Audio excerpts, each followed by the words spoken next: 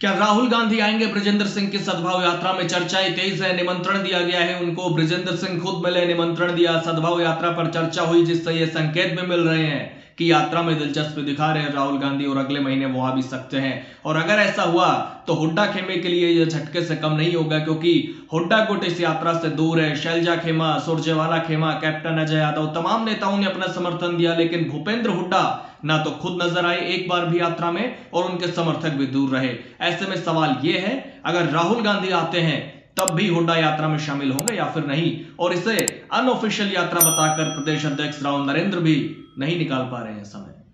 दोस्तों नमस्कार, मैं आपका यार जतिन पत्रकार। बृजेंद्र सिंह यात्रा निकाल रहे हैं प्रदेश में, सद्भाव यात्रा, लेकिन अब इस यात्रा से हुड्डा को झटका लग सकता है जो अब तक इससे दूरी बनाए हुए हैं, क्योंकि राहुल गांधी बृजेंद्र सिंह की यात्रा में आ सकते हैं, शामिल हो सकते हैं। अगले महीने यात्रा के अंतिम पड़ाव में वो शामिल हो सकते हैं। मुलाकात हुई बृजेंद्र सिंह की राहुल गांधी से अभी कुछ दिन पहले, उस समय निमंत्रण भी दिया गया उनको और यात्रा पर चर्चा भी हुई, जिसकी जानकारी खुद बृजेंद्र सिंह ने दी। उन्होंने बताया कि राहुल गांधी ने उनको बुलाया था, वो उस समय इंद्री हलके में थे और उन्होंने सद्भाव यात्रा में आने के लिए अपनी सहमति दी है। राहुल गांधी जी ने मेरे को बुलाया था, मैं वहाँ उस समय इंद्री हल्के में था और यात्रा के बारे में चर्चा करने का था सारा, और उसमें मैंने उनको फिर अपनी यात्रा में औपचारिक रूप से उनको निमंत्रण भी दिया शामिल होने के लिए, जिसमें उन्होंने अपनी सहमति जताई है। तारीख वगैरह बाद में, मेरे ख्याल से जो आखिरी का जो पड़ाव है अप्रैल के दूसरे हाफ में शायद हो सकता है उस टाइम में वो ज्वाइन करेंगे, तो डेट वगैरह तो भी फाइनलाइज होगी।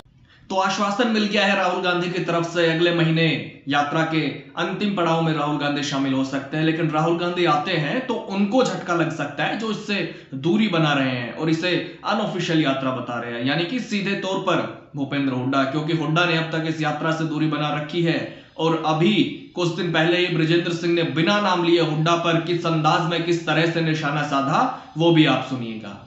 निजी भी अगर है, कांग्रेस के हित के लिए की जा रही है, तो उस पे आशीर्वाद का हाथ क्यों नहीं टेकते? छोटे हो जाओगे क्या? सब किम तो भोग लिया जिंदगी में, इसी पार्टी की वजह से भोगा होगा। तो इस पार्टी की भलाई के लिए यदि कोई व्यक्ति काम करने के लिए निकलता है, उसको उसके ऊपर आशीर्वाद देने में भी तकलीफ होती है क्या? हमारे यहां तो आदमी नीचे झुक जाए तो दुश्मन हो, उसके ऊपर भी आशीर्वाद का हाथ टिकता है। यहां अपने होते हुए, अपनी पार्टी के होते हुए इतनी बड़ी मुहिम पे निकले हुए हैं, उससे भी कतराते हैं लोग। कभी सोच के देखिए कितना छोटापन है ये राजनीति नहीं है, छोटापन है। और ये छोटापन ही है जो लेके डूबा पिछली बार।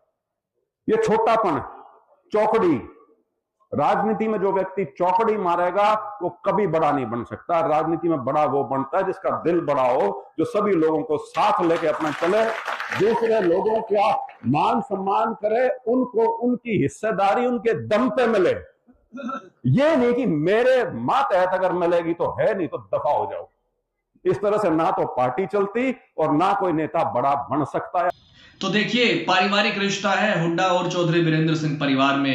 एक के बेटे सांसद हैं तो एक के पूर्व सांसद हैं, लेकिन सियासत में एक पटरी पर नहीं दिखती गाड़ी। भूपेंद्र हुड्डा अब तक बृजेंद्र सिंह की यात्रा से दूर है और उनके शामिल ना होने पर बृजेंद्र सिंह को भी शायद थोड़ी बहुत कमी खल रही हो, क्योंकि उनका कहना है कि पार्टी के लिए कोई काम कर रहा है तो उसका साथ देना चाहिए, उनको आशीर्वाद देना चाहिए। लेकिन राजनीतिक मायनों को देखते हुए या फिर दोनों परिवारों में रिश्ते ठीक ना होने की वजह से हुड्डा ने अभी तक अपना समर्थन नहीं दिया है। कुमारी शैलजा का भी समर्थन है, रणदीप सुरजेवाला का भी है, लेकिन सवाल यह है कि जो इससे दूरी बना रहे हैं या इसको अनऑफिशियल यात्रा बता रहे हैं, वो क्या उस समय यात्रा में नजर आएंगे जब राहुल गांधी इसमें शामिल होंगे? और राहुल गांधी के आने के बाद भी क्या इसे अनऑफिशियल यात्रा ही कहा जाएगा? लेकिन बृजेंद्र सिंह तो यह भी कह रहे हैं कि इसे भले ही निजी यात्रा कह लीजिए, लेकिन पार्टी की भलाई के लिए काम कर रहे हैं, तो इसे आशीर्वाद देने में क्या समस्या है?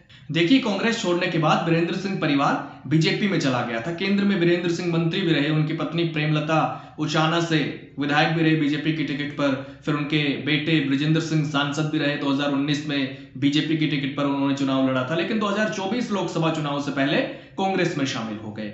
हिसार से वो लोकसभा चुनाव लड़ने की तैयारी भी कर रहे थे, दावेदार भी थे, लेकिन टिकट नहीं मिला। उसके बाद हुड्डा पर भी सवाल उठे। इसके अलावा विधानसभा चुनाव में उचाना से बृजेंद्र सिंह मैदान में थे कांग्रेस के टिकट पर, और मुझे याद है भूपेंद्र हुड्डा ने भी उनके लिए प्रचार किया था। लेकिन माना जाता है कि हुड्डा खेमे के निर्दलीय भी चुनाव लड़ रहे थे, और बृजेंद्र सिंह खुद ये इशारा कर चुके हैं कि दो निर्दलीयों की निष्ठा एक व्यक्ति विशेष में थी, ये दोनों अंत तक खड़े रहे। उन्होंने कहा था कि मुझे हराने के लिए पर्दे के पीछे बहुत खेल हुआ, 3 लोग इकट्ठे हुए, खुद चुनाव लड़ रहे दुष्यंत चौटाला ने निर्दलीय के फेवर में इशारा कर दिया था। बृजेंद्र ने कहा जेजेपी के दुष्यंत चौटाला ने तो मंच पर यह कह दिया था कि और कुछ ना सूझे तो गिरडे को ही दे देना। उन्होंने कुछ सोच समझ कर ही कहा होगा। निर्दलीय वीरेंद्र घोगड़िया का चुनाव निशान रोड रोलर था, आम भाषा में इसे गिरडा कहते हैं। मैं उनकी बातों को वजन इसलिए नहीं देना चाहता क्योंकि जेजेपी ने खुद ही अपना वजूद खत्म कर लिया, लेकिन मेरी हार के पीछे कहीं ना कहीं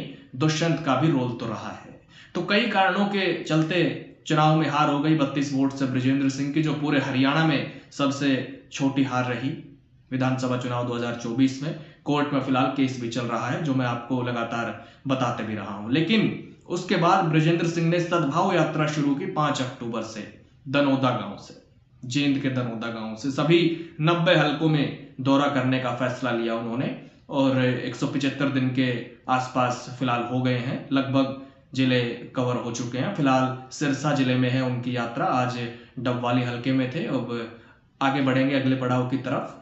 पर धीरे धीरे ये यात्रा अब अंतिम पड़ाव की तरफ आगे जाएगी, और बृजेंद्र सिंह के मुताबिक राहुल गांधी ने अगर सहमति दी है तो यात्रा के अंतिम दिनों में राहुल गांधी भी इसमें शामिल हो सकते हैं। और अगर ऐसा हुआ तो ये उन लोगों के लिए झटके से कम नहीं होगा जो अब तक यात्रा से दूर हैं। हालांकि बृजेंद्र सिंह भी प्रदेश भर में यात्रा के जरिए अपनी राजनीतिक पकड़ बना रहे हैं और खुद को प्रदेश स्तरीय नेता के रूप में स्थापित करने की कोशिश कर रहे हैं। खैर, आप इसे कैसे देखते हैं ये जरूर बताइएगा, अपनी राय जरूर दीजिएगा। कमेंट बॉक्स के दरवाजे हमेशा की तरह आज भी आपके लिए खुले हुए हैं। नमस्कार।